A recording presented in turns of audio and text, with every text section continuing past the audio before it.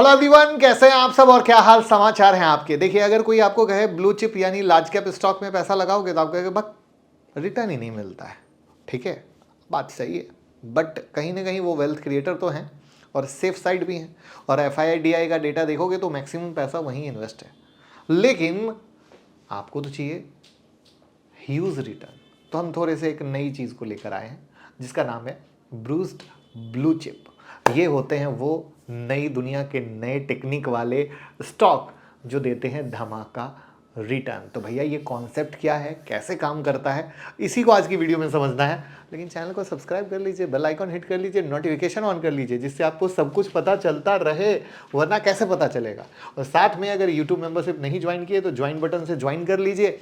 इस हफ्ते बहुत धमाका वीडियो यूट्यूब मेंबरशिप में लाइव हो चुकी है, जो स्विंग और पोजिशनल ट्रेड में इतना धमाका है कि 2% के स्टॉप लॉस में 35% का रिटर्न देती है। नहीं देखा हो तो ज्वाइन करके देखिए, आपको पता चल जाएगा। ध्यान रहे, जो भी बताने वाले हैं ये एक इन्वेस्टमेंट जर्नी है जो स्टेप बाय स्टेप सिखाएंगे, कोई बाय सेल रिकमेंडेशन नहीं है। और ये रेफरेंस मोतीलाल ओसवाल की 80 पेज की रिसर्च रिपोर्ट से ली गई है, जो शॉर्ट स्वीट इम्पैक्टफुल रहेगी।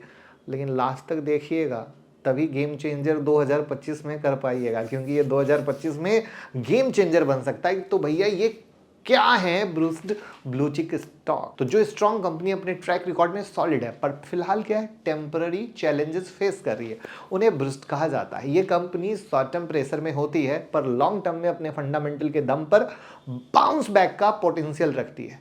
अब ऐसे में कुछ सवाल आते होंगे आपके दिमाग में कि ब्लू चिप स्टॉक है तो वो इतने गिरे क्यों? गिरना ही नहीं चाहिए। तो उसको पहले समझना जरूरी है। तो किसी भी स्टॉक में प्रेशर आने के 2-3 कारण होते हैं, पहले उसको समझने की कोशिश कीजिएगा। स्टॉक मार्केट रिलेटेड, तो जैसा कोई इवेंट हो गया लाइक कोविड, वॉर, जो स्टॉक पे प्रेशर देते हैं, ठीक है। और वहां पे क्या होता है, लोअर CAGR का ग्रोथ भी जो होता है वो भी इफेक्ट देता है। उसके बाद मनी का इनफ्लो आउटफ्लो भी बहुत इंपॉर्टेंट फैक्टर निभाता है।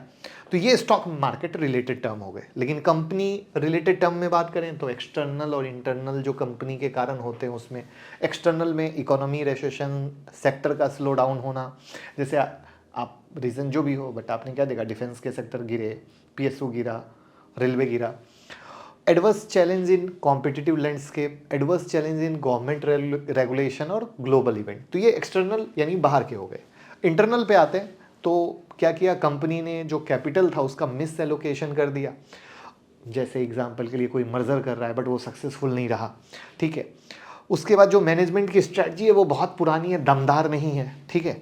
जो कॉर्पोरेट गवर्नेंस है वो उतना दमदार और पावरफुल नहीं है, कंपनी पे बहुत कर्जा है, ठीक है। और जो फाइनेंशियल परफॉर्मेंस है वो सही तरीके से नहीं चल रहा है। तो ये एक्सटर्नल और इंटरनल हो गए। तो ये कुछ मेजर रीजन हो गए जिससे ब्लू चिप स्टॉक पीट सकते हैं। और वैसा ही हुआ रिसेंट में, जो कई सारे blue chip stock Surf Excel से धुलाई कर रहे हैं। तो जिसको एज ए रेफरेंस मैं दिखा देता हूं, बट कोई बाय सेल रिकमेंडेशन नहीं। जैसे आप देखोगे तो यहाँ पर ये मोटा मोटा 35 से 40% के बीच के रेंज में है। और ये IRCTC, Berger paint, Asian paint, Gujarat gas, SBI card, Tata Elxsi, DMart जैसे शेयर हैं जिनका हाई प्राइस ये था, लो ये था। अगेन हमने रिसर्च रिपोर्ट ली है। तो अब स्टॉक आपके पास है तो ये नहीं कि उसमें कूद जाए, प्रॉपर तरीके से रूल को फॉलो करें, आपको डिसीजन लेना है। तो चलिए एग्जांपल से समझाता हूँ कैसे, आपको काफ़ी पिक्चर क्लियर हो जाएगी। एग्जांपल के लिए महिंद्रा एंड महिंद्रा का चार्ट लीजिए। पहले इसकी हिस्ट्री देखते हैं, फिर क्या सही क्या गलत इसको समझने की कोशिश करते हैं। तो ये आपका महिंद्रा एंड महिंद्रा का चार्ट है। 2018-19 का समय है, जहाँ से क्या हुआ, 74% के करीब गिरा। और कोविड के बाद भैया ये जो जर्नी बनी 1100% के रिटर्न की है। तो यहाँ पर आपने देखा कि स्टॉक गिरता गया और कोविड में तो बस कई भैंस पानी में कहानी थी और 2018 से ट्रेंड चल रहा था। तो सवाल आता है कि क्या गलत था 2020 से पहले, राइट? क्या गलत था, ये समझना बहुत ज़्यादा जरूरी है। तो भैया अब ये समझिए, मैक्रो इकोनॉमिक फैक्टर के आधार पर वीक मॉनसून, लो क्रॉप प्राइसेस, गवर्नमेंट की स्कीम ढंग से नहीं थी जिससे रूरल इकोनॉमी को झटका मिला, जिसकी वजह से ट्रैक्टर और एंट्री लेवल व्हीकल की सेल काफ़ी गिर गई। NBFC की लिक्विडिटी इशू, जो रूरल बायर के लिए मेन फाइनेंसर होते हैं, तो भैया वो बेचारे फाइनेंस ही नहीं कर पाए तो डिमांड फिर गिर गई। तो M&M क्या है, महिंद्रा एंड महिंद्रा ऑटो और ट्रैक्टर बिजनेस को क्या हुआ, हिट किया। BS6 नॉर्म के ट्रांजेक्शन की वजह से R&D कॉस्ट बढ़ गई, जो आप लोगों को पता है BS6 आया था, और व्हीकल प्राइस के हाई क्या हो गए, अगेन अफोर्डेबल होना मुश्किल हो गए, तो फिर वहाँ पर हुआ। तो इन पॉइंट की वजह से कंपनी का मार्केट शेयर और सेल दोनों ही डाउन हुआ। अब डेटा देखते हैं, तो यहाँ पर डेटा है M&M यूवी मार्केट शेयर, यानी यूवी मतलब यूटिलिटी व्हीकल, इनका मार्केट शेयर गिरता चला गया। लेकिन 2021 के बाद मार्केट शेयर बढ़ता चला गया। तो यानी खुद को बदला, खुद को ट्रांसफ़र किया और ट्रांसफ़र करके बढ़ा। अब इसके अलावा भी इंटरनल फैक्टर है, जैसे high operating cost, poor capital allocation, weak product portfolio, और ये सारे एक साथ मिलते हैं और क्या करते हैं, स्टॉक और कंपनी दोनों के लिए निगेटिव। लेकिन वो कहते हैं ना, हर कंपनी का टर्न अराउंड होता है, और वो टर्न अराउंड के पीछे मास्टरमाइंड कौन होता है, प्रमोटर, राइट, कंपनी का मालिक। ठीक वैसा ही इनका आया, नए प्रोडक्ट लॉन्च, बेटर मैनेजमेंट, ये सब की वजह से कंपनी ने क्या किया, बाउंस बैक किया, जो आपको फाइनेंशियल में भी दिखेगा, और वो है आपके सामने।